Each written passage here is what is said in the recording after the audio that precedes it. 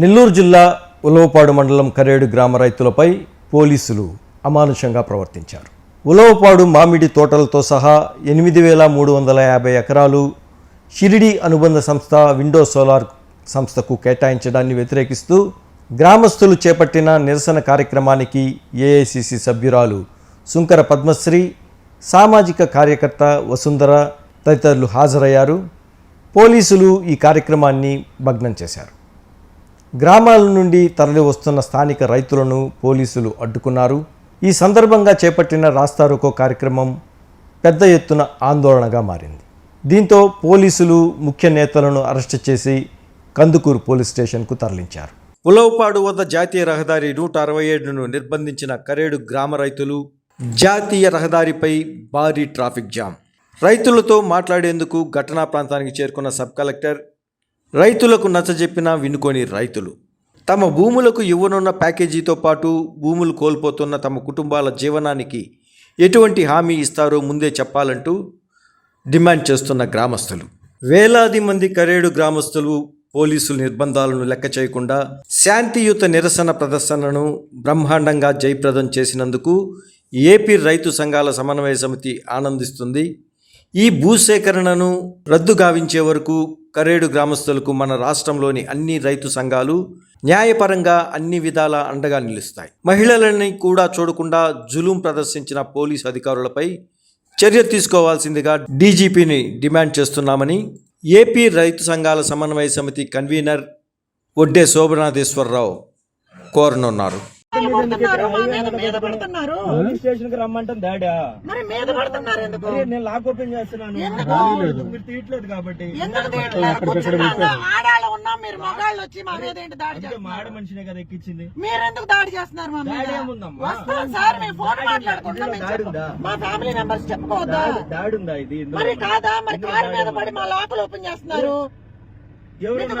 Car పాలు కొట్టారు ఎవరు? అదిగో మీరేగా. ఇందాక సిఐ గారి మీద పడ్డారు, మీరు ఎస్ఐ గారు అంకమ్మరావు గారి మీద పడ్డారు. వస్తున్నాం మీరు మమ్మల్ని కార్లు అడ్డం పెట్టేందుకు పంపిస్తారు కానీ కార్లు అడ్డం పెట్టి మమ్మల్ని ఎందుకు ఇట్లా దాడి?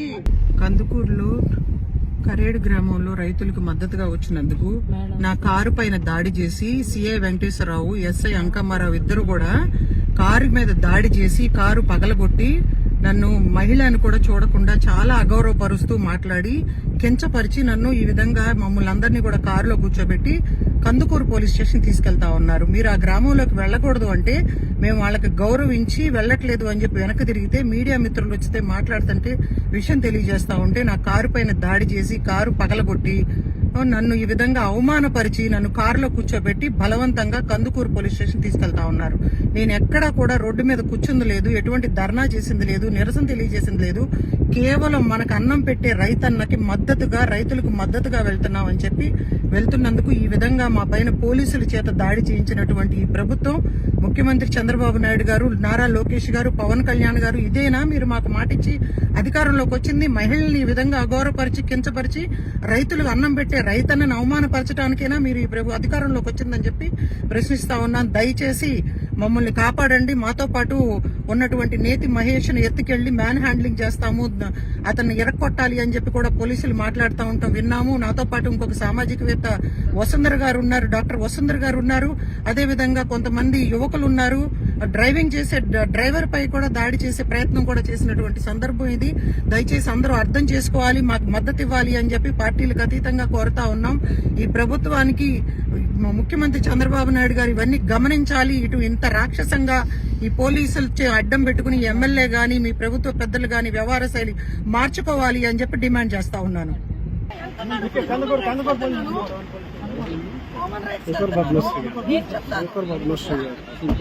కాదండి, నువ్వు అనుకుంటా ఇంత దౌర్జన్యమా?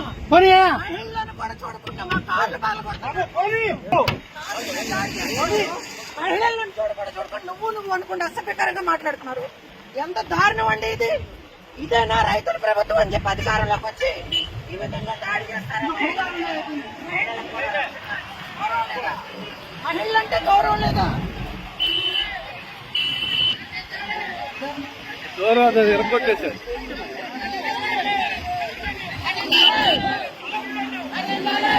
గ్రామ సభలు ఏర్పాటు చేసి భూమిని సేకరించాల్సినటువంటి చట్టం ఉంది మనకి.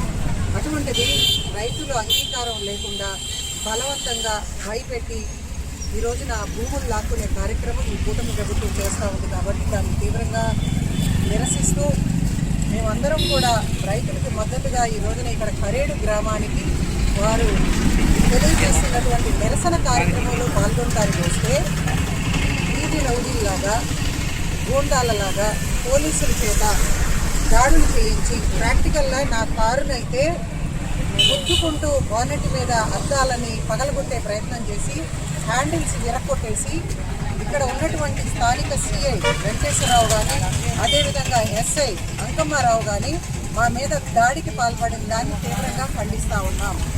దీన్ని రాష్ట్ర ప్రభుత్వం దృష్టికి తీసుకెళ్తా ఉన్నాం.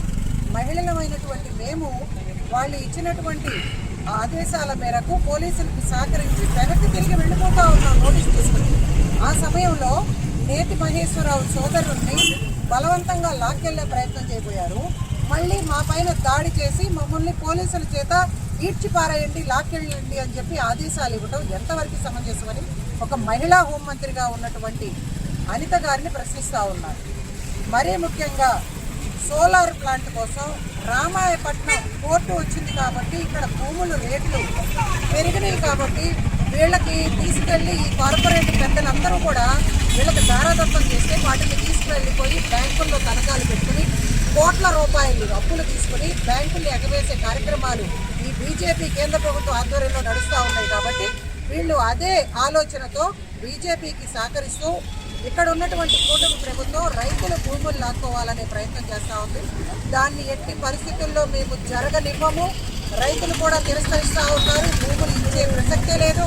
దానికి కాంగ్రెస్ పార్టీ కానీ ఇతర మిత్రపక్షాలైనటువంటి సిపిఐ, సిపిఎం, రైతు సంఘాలు మరియు మహిళా సంఘాలు అదేవిధంగా సామాజికవేత్తలు మళ్ళీ ఇతర ప్రజా సంఘాలందరూ కూడా కలిసి పెద్ద ఎత్తున చంద్రబాబు నాయుడు గారు మర్చిపోకండి, మహిళలు ఏ విధంగా అయితే అమరావతి ఉద్యమానికి బయటకు వచ్చి ఉద్యమించి కాపాడుకున్నారో రాజధానిని, అదే స్థాయిలో ఈ రోజున రైతులకి మద్దతుగా పెద్ద ఎత్తున ఈ రోజున ఒక ఎగ్జాంపుల్ చూపించారు. ఇళ్లలో ఉన్నటువంటి మహిళలందరూ రోడ్డు మీద కూర్చుని దీని ద్వారానే హెచ్చరిస్తా ఉన్నాం. మహిళలందరూ కూడా మళ్ళీ తిరగబడి ఆ భూముల్ని కాపాడుకుంటామని చెప్పి కూడా తెలియజేస్తూ ఎట్టి పరిస్థితుల్లో మా పైన దాడికి పాల్పడినటువంటి అప్రజాస్వామికంగా వ్యవహరించినటువంటి పోలీసు అధికారుల పైన చర్యలు తీసుకొని తీరాలి, తక్షణమే వాళ్ళని సస్పెండ్ చేయాలి అని కూడా డిమాండ్ చేస్తాం. ఈరోజు కరేడు ప్రాంత వాసులకి అది ఉలవపాడు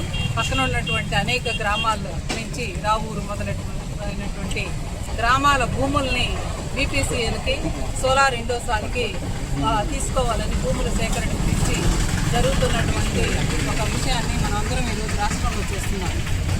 రైతుల భూములను తీసుకుని అభివృద్ధి అంటే అది కరెక్ట్ కాదని చెప్తున్నాను. నా పేరు వసుంధర, నేను సామాజికవేత్తను మాట్లాడుతున్నాను.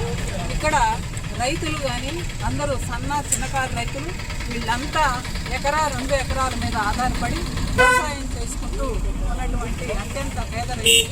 కాబట్టి ఏ రాష్ట్రమైనా ఏ ప్రభుత్వమైనా భూముల సేకరణ అనేది రైతుల ఇష్టం మీద ఆధారపడాలి, కానీ వారిని అణిచివేసి ధోరణితోటి భూములు లాక్కోవడం అనేది అప్రజాస్వామికం అని చెప్పేసి నేను చెప్తున్నాను. కాబట్టి ఇక్కడ రాజకీయాలకు అతీతంగా ఈ రైతులకి మేము మద్దతు ప్రకటించడానికే నేను వచ్చాను. ఎందుకనంటే ఒక 3 పచ్చని పంటలు పండేటువంటి పొలాలని తీసుకోవడం వల్ల వాతావరణ కాలుష్యమే కాకుండా రైతుల యొక్క జీవనోపాధి కూడా దెబ్బతింటుంది.